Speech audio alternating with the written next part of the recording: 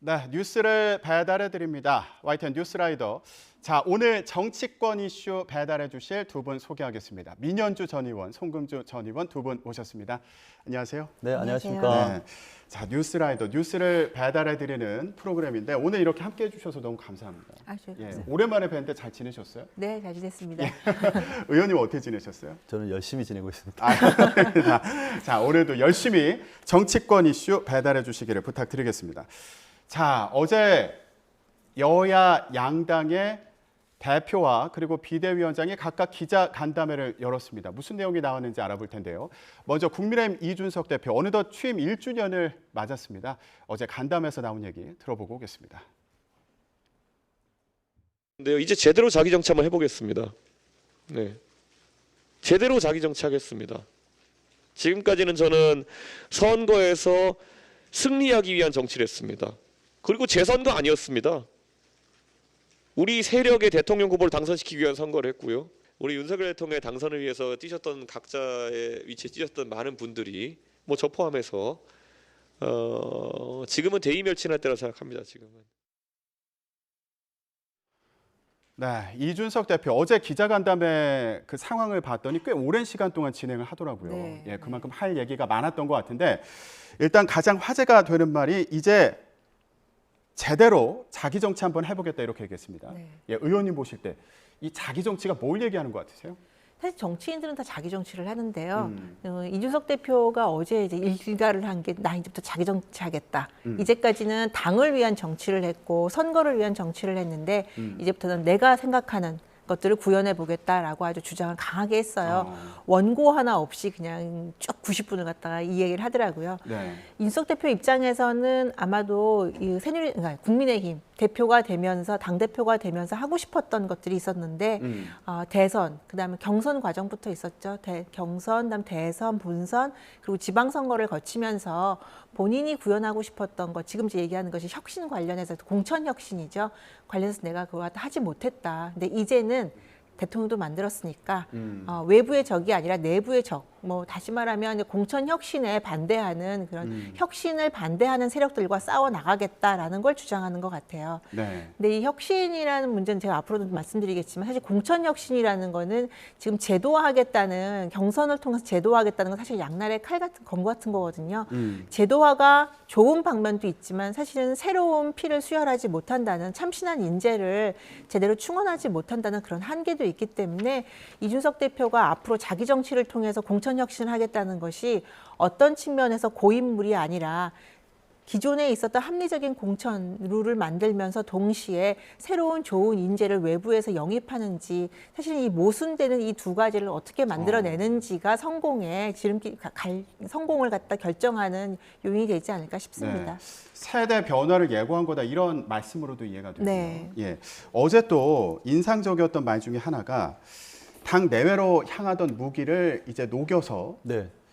농기구를 만들어서 밭을 갈아야 될 때다 이렇게 네. 얘기했습니다. 네. 그래서 결국에 당 개혁에 집중하겠다 이런 얘기로 네. 들리는데 민 의원님 같은 경우는 지금 공천 시스템 혁신 관련해서 말씀해 주셨거든요. 손 네. 의원님은 어디에 좀 방점이 있는 것 같으세요? 일단 이준석 대표가 지난 두 번의 큰 선거, 그러니까 대선, 지방선거를 승리를 했지 않습니까? 본인의 선거는 아니지만 본인이 적극적인 역할을 해서 선거를 했다. 선거를 치렀는데 이제는 당내 개혁을 하겠다 이렇게 밝히고 있습니다. 농부의 비유를 들었는데 저는 사실 약간 우려스러운 부분도 있습니다. 네. 왜냐하면 그러니까 어쨌든 이준석 대표 입장에서는 뭐 성매매 의혹 등으로 공격을 받는 상황이기 때문에 이 상황을 만회하는 카드로 혁신이라는 키워드를 던진 거거든요. 근데 이거를 그 반대 세력의 입장에서 어제 자기 정치 발표를 받아들이는 그러니까 윤핵관 등 반대 세력의 입장에서 보면 이렇게 들릴 겁니다. 나는 그냥 무너지지 않는다. 이제 내 지분을 챙기겠다. 이렇게도 들릴 수 있거든요.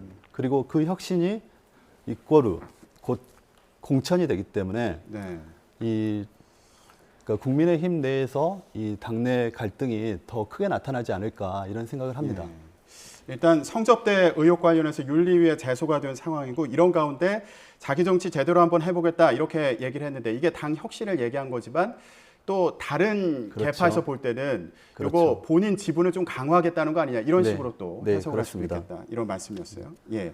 자, 근데 이준석 대표가요 어제 혁신 얘기하면서 네. 예전에 새누리당 갈등을 언급하더라고요. 네, 네. 그러면서 그 당시에 뭐 누구는 공천하고 누구는 공천하지 않는 과정에서 이제 당이 무너져 내렸다 이런 취지의 얘기를 했거든요. 그 당시에 당 상황은 어땠습니까? 의원님 기억하시죠? 2016년도 이제 2015년 말부터 시작돼서 2016년도에 있었던 공천 과정인데요.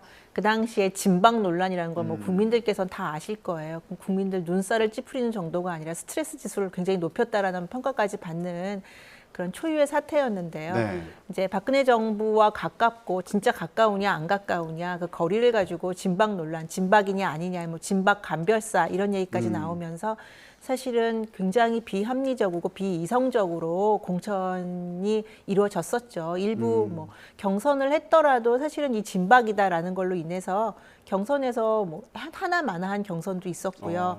그리고 아예 그 자체를 현역 의원들 중심으로는 아예 그냥 컷오프라는 제도를 통해서 경선조차의 기회도 주지 않는 그런 일들도 있었고 2016년도 그래서 4월 총선의 결과는 새누리당이 집권 여당임에도 불구하고 사실은 여당으로서는 참패한 선거 결과였죠. 120석 정도밖에 못 이겼으니까요. 그래서 이준석 대표가 그 당시에도 출마했었어요. 노원에. 아마 그때의 그 아픔이 그 이후에 보수 정당이 몰락하는데 큰 기여를 했다라는 걸로 평가를 하고 있고, 그래서 그런 시스템은 막아야겠다. 그렇게 시스템이라기보다는 그런 막장 공천이라고 그때 많이 얘기를 했는데요. 네. 그런 공천의 횡포는 막아야겠다라는 게 이준석의 지금 당 대표로서의 마지막 소명 의식 아닌가 싶습니다. 근데 이 시스템을 만들어서 기존에 합리적으로 공천을 갖다가 한 건 굉장히 바람직한 제도고 선진화된 제도고 당내나 당 밖에서 누구도 아마 그걸 반대하는 사람들은 없을 거예요. 근데 말씀드린 대로 방금 말씀드린 대로 이 문제가 뭐냐면 이렇게 되면 현역들이 계속 공천을 받게 되는 그런 상황이 이루어질 수 있거든요. 그런 그렇습니까? 위험성이 있습니다. 왜냐하면 경선이라는 제도는 지금 현재 있는 현역 의원들이나 현역 당협위원장들에게 절대적으로 유리할 수밖에 없는 제도거든요. 예. 그래서 새누리당이 사실 보수 정당으로서 위기에 여러 차례 있었지만 지금의 모습으로 다시 일어설 수 있었던 것들은 새로운 인재를 수혈하는 이런 시스템도 있었다는 것들을 한번 상기하면서 이준석 대표가 어떻게 이 양자를 균형을 맞출 것이냐. 기존에 있었던 공천 제도의 합리성을 도입하는 동시에 또 새로운 인재들이 또 들어와서 새로운 국민의 힘을 더 새롭게 하고 더 혁신을 이룰 수 있는 이 길을 두 개의 어떻게 보면 모순될 수 있는 길을 어떻게 만들 것이냐가 이번 혁신위의 성패를 좌우할 것이라고 생각합니다. 네. 전략 공천 줄이고 경선을 이제 제대로 시행을 네. 하되 경선은 또 현역 의원한테 유리하니까 새로운 인재를 영입하고 기회를 줄 수 있는 방안이 뭐가 있을까? 네. 이걸 이제 앞으로 혁신위에서 고민을 네, 해야 네. 될 텐데 아까 손 의원님 네. 말씀하신 것처럼요. 이런 과정에 대해서 지금 다른 개파에서는 견제하고 볼 거다 이렇게 말씀하셨잖아요. 네. 그래서 그런지 이준석 대표가 어제 이런 공천 시스템 개혁은 민주적인 절차를 거치겠다 이렇게 얘기했습니다.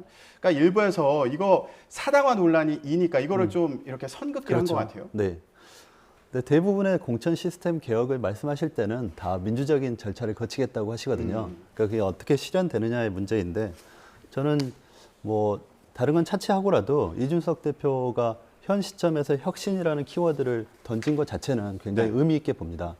비단 국민의힘 차원이 아니고 전체 정치권 차원에서 이 혁신 경쟁이 국민의힘이든 민주당이든 서로 불붙기를 바라는 마음인데 이제 공천 문제로 보면 이제 우리 민 의원님께서 굉장히 좋은 말씀해 주셨는데 사실 시스템 공천이라는 것이 꼭 성공하는 것이냐는 또 아니거든요.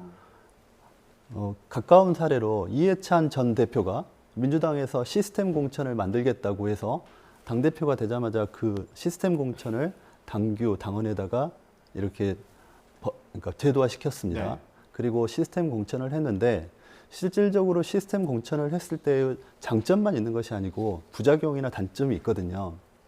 그러니까 시스템 공천을 하게 되면 말 잘 듣는 의원을 대거 양산할 수 있다. 현재 민주당의 180석, 물론 코로나 뭐 이런 여러 가지 종합적인 것들이 있겠지만 어쨌든 그 구성원들이 그 180석을 가지고 나서 역할을 제대로 했느냐에 대한 문제 제기도 있을 수 있거든요. 네. 또 한 가지는 시스템 공천을 했더라도 그 부분이 반대파에 대한 그 불이익을 줄 때의 면죄부로 사용되는 것이지 그것이 모든 그 공천에서 일관되게 적용될 수 있느냐 이런 두 가지의 문제점이 있습니다. 그래서 네. 그러니까 당에서 주는 점수를 기반으로 네, 공천을 하게 되면 네. 만약에 공천에서 탈락했더라도 자 이게 근거가 된다. 그렇죠. 이렇게 또 설명을 할 수 있고요. 네. 반대파에 대해서 네. 이렇게 악용될 소지가 있다는 네, 말씀이시고. 그렇습니다. 예.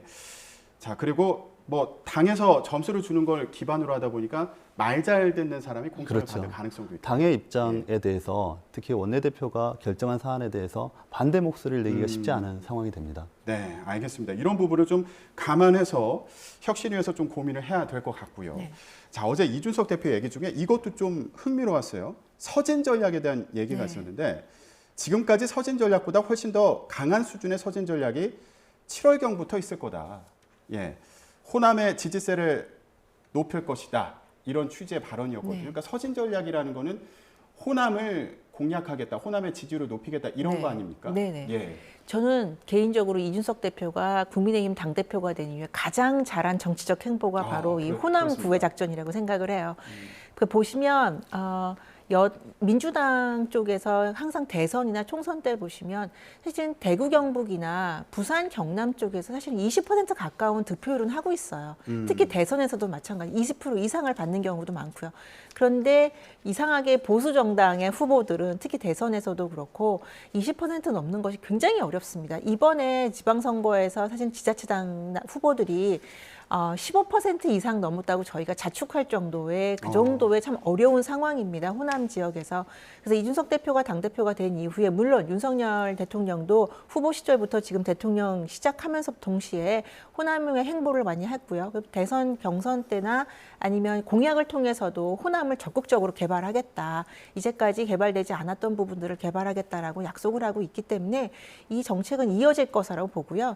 사실 이준석 대표가 얼마나 7월부터 깜짝 서진 정책을 할지 저도 사실은 잘 모르겠어요. 그러게요. 예. 네, 워낙 깜짝 이벤트도 많이 하고 돌출 행동도 많이 하는 당대표라서 네. 잘 모르겠지만 본인이 이때까지 얘기했던 호남 방문이라든지 또는 대선 기간에 있었던 이준석 대표가 직접 얘기한 것이 호남에 낙후된 곳들을 우리가 적극적으로 재정 투자하고 정책적으로 지원하겠다라는 그런 차원에서의 우리가 깜짝 놀랄 만한 서진 정책을 하겠다라는 것이 아닌가 싶고요. 이것을 넘어서는 뭔가 더 좋은 이벤트가 있다면 더 좋을 것 같습니다. 네. 실제로 대선 때 상황을 돌아보면은 이준석 대표가 호남에서 여러 가지 활동을 했는데 네. 실제로 좀 민심에 네. 영향이 느껴지시나요? 의원님 어떠세요? 저는 이준석 대표나 국민의힘 쪽에서 적극적으로 호남에 대해서 서진 전략이라는 명칭으로 이렇게 적극적으로 구애를 하는 모습은 굉장히 좋다고 생각합니다. 실제로도 호남 내부 민심에서 상당 부분 과거에 그냥 무조건 반대하던 그런 입장에서는 좀 중화가 되지 않았을까 이렇게 생각을 하고요.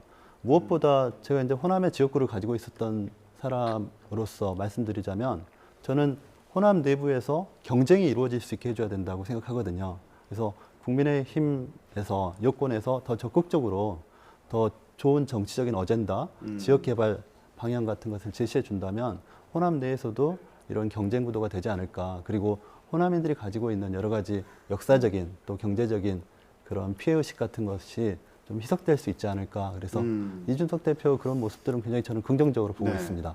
과연 지역 개발 어젠다가 제시가 될지 이거 참 궁금한 상황인데 7월 얼마 안 남았으니까 네. 예, 한번 지켜보겠습니다. 자, 국민의힘 같은 경우에 사실 최근까지 이거 당내 분란이 있다 이런 얘기 많이 나왔거든요. 그 중에 하나가 지금 민들레라는 네. 모임이 논란이 됐었는데 이게 어떻게 되는 거냐? 개파를 만드는 거냐? 네. 예, 윤석열 대통령 개파를 만들어서 의원들이 이렇게 모이는 거냐? 이런 얘기가 있었는데 일단은 장제원 의원이 불참을 선언을 한 거거든요. 그럼 이제 논란은 좀 불식된 겁니까? 표면적으로는 부식될 수 있겠죠. 근데 이게 이제 처음에 공부 모임이냐 아니냐라는 논란이 있을 때 정리를 좀 잘했었더라면 저는 개인적으로 볼 때 크게 그렇게 문제가 안 됐을 거라고 그래요. 생각을 해요. 예. 그런데 그 주도했던 이용호 의원이 이제 언론에서도 인터뷰할 때 글쎄 이게 실수였는지 본심이었는지 모르겠는데 공부 모임 아니다라고 이야기한 것도 있었거든요. 그렇습니까? 네. 예. 그러니까 이게 어느 19대 국회 때 제가 있었던 소녀님도 계셨지만 19대 국회 때도 보면 공부 모임은 굉장히 여러 가지가 있었습니다. 근데 그것을 개판이 아니냐 아니냐라고 보는 뭐 이야기도 있었지만 어쨌든 의원들이 공부 모임이든 친목 모임 하는 건 자연스러운 거고 당연히 해야 되는 거고요. 근데 문제는 이제 민심을 듣겠다라고 하고 시작하겠다고 하는 이 민들레 모임의 문제는 뭐였냐? 정부를 불러다가 정부 부처 장관들을 불러다가 보고를 받겠다라는 네. 점이 좀 문제가 됐던 것 같아요.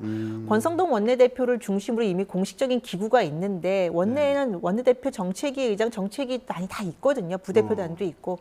그런데 하나의 공부 모임이나 친목 모임이라고 하는 곳에서 장차관들을 불러다가 업무 보고를 받고 조율을 하겠다고 하는 거는 사실은 국회에서 좀 하기가 드문 의회가 없는 그렇군요. 사례고요. 네, 뭐 19대 때도 경실모라든지 경제민주화 실천 모임이라든지 이런 공부 모임들도 많았고 의원들이 대규모 참여하는 모임들 많았지만 네. 그렇게까지 논쟁이 되지는 않았어요. 그래서 장제원 의원이 이제 빠짐으로써 윤석열 대통령의 지지 모임이냐 그런 부분들은 좀 색채가 빠질 수 있겠지만 이 모임이 계속된다면 확실하게 성격을 규정하는 것이 필요하지 않을까 싶습니다. 네. 네. 장제원 의원이 이 모임에 참여할 것이다 이런 내용이 알려진 이후에 권성동 원내대표가 이제 반대 의견을 냈잖아요. 네. 그래서 이거 친윤계 사이에서도 좀 갈등이 생기는 거 아니냐 이랬는데 장제원 의원이 이제 불참을 선언하면서 이런 글을 올렸더라고요. 브라더 이즈 브라더. 이거 무슨 말입니까? 그 당내 갈등은 없다. 특히 예. 권성동 원내대표와 그 윤핵관 내에서의 갈등은 없다는 취지로 저는 들었거든요. 형제는 영원하다. 그렇죠. 근데 좀 구태스럽더라고요. 제가 말씀드리고 싶은 거는 네. 현 시점에서 이런 모임을 만드는 것 자체가 너무 과거에 계속됐던 그런 그러니까 어떤 여권 내부 실세들을 따라가는 그런 네. 지지 모임으로 보일 수밖에 없고 이제 그거를 외부에 공표하는 과정에서도 뭐 정부 관계자를 소환해서 얘기를 듣겠다 이런 입장을 밝혔기 때문에 더 이런 뭐 좀 우려가 논란이 커졌던 것 같습니다. 근데 어쨌든 현 시점에서는 이런 모임은 바람직하지 않다고 봅니다.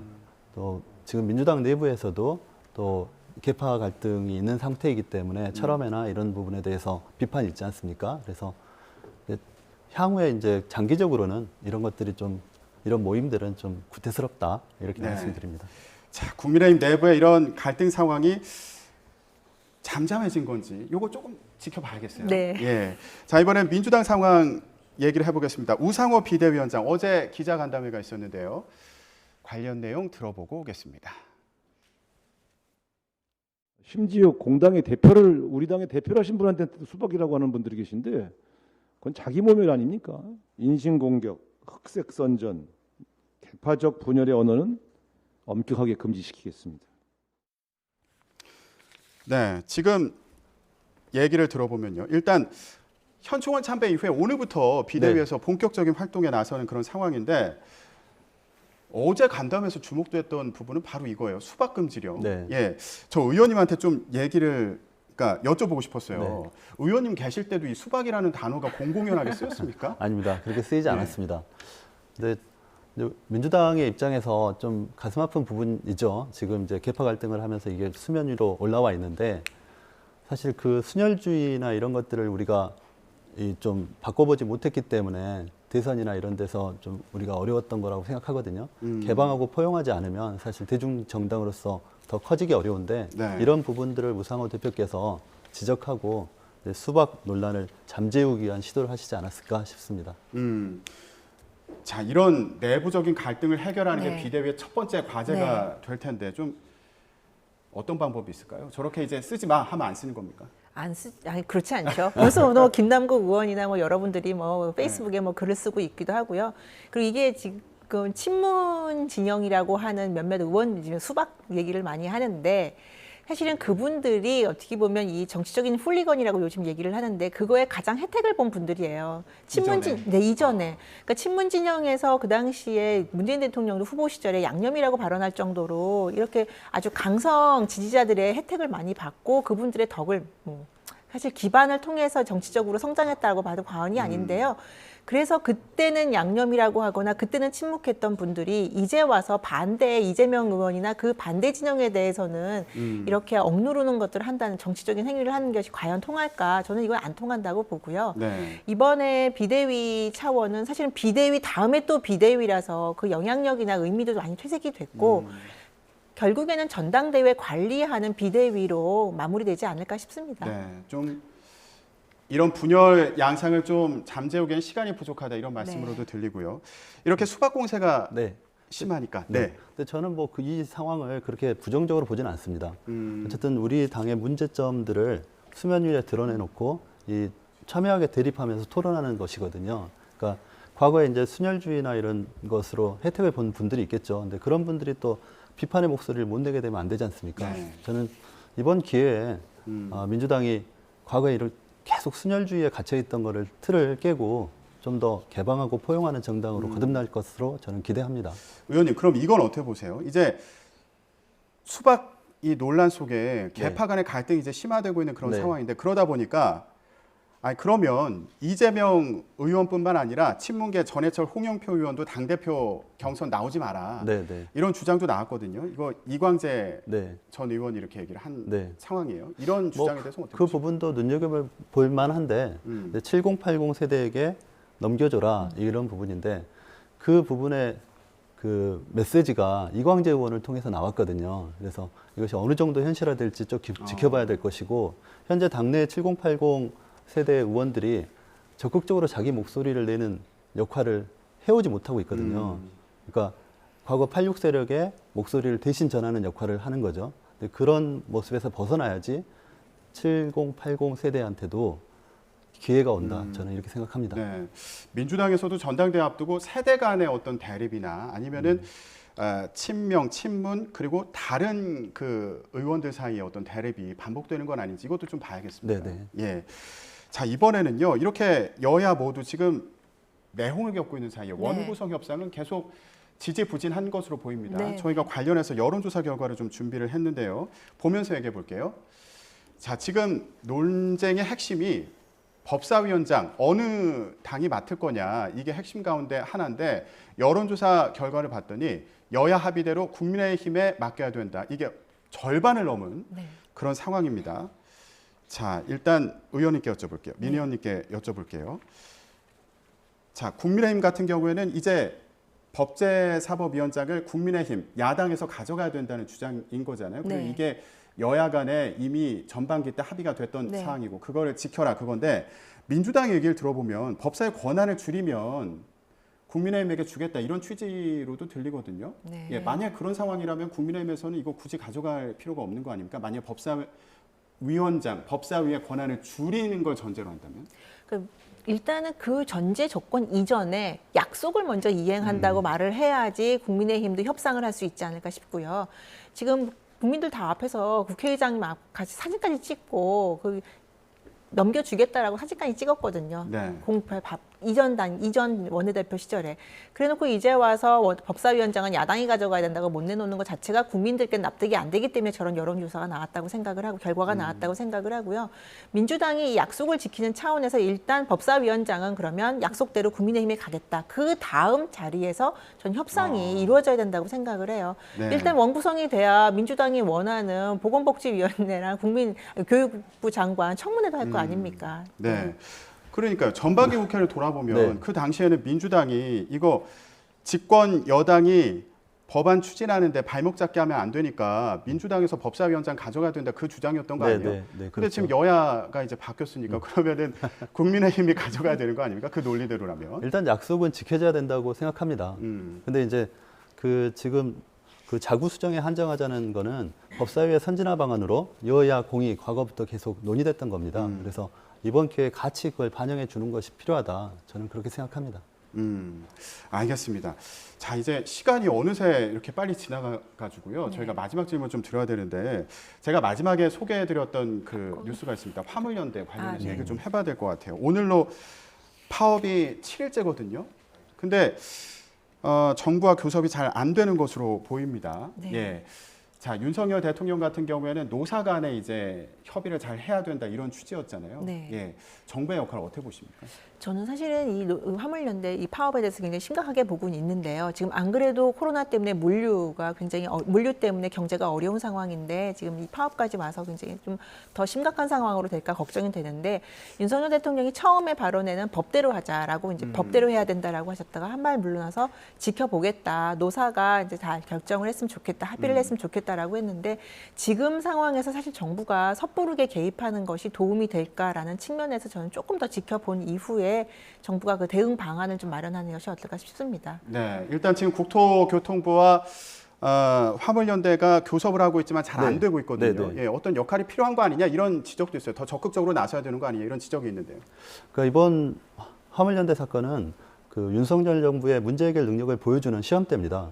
정부가 어떻게 적극적으로 개입을 해서 빨리빨리 풀어줘야지 이거를 계속 방치해 놓으면 이제 보름 한 달 가게 되면 우리 경제에 미치는 영향이 너무 크거든요. 그래서 네. 좀 더 적극적으로 개입을 해야 되고 지금 문제되는 안전 운임제, 그러니까 적정 임금을 보장하는 그 일몰되는 거거든요. 이걸 다시 그러니까 유지시켜달라 이렇게 요구하는 것인데 그런 부분에 대해서 어쨌든 윤석열 정부의 한번 능력을 한번 보여주라. 저는 그렇게 요구하고 네. 싶습니다. 자, 이제 시험대 올랐다 이런 말씀으로도 이해가 되는군요. 자, 앞으로도 교섭이 이어질 텐데 어떻게 진행될지 지켜보겠습니다.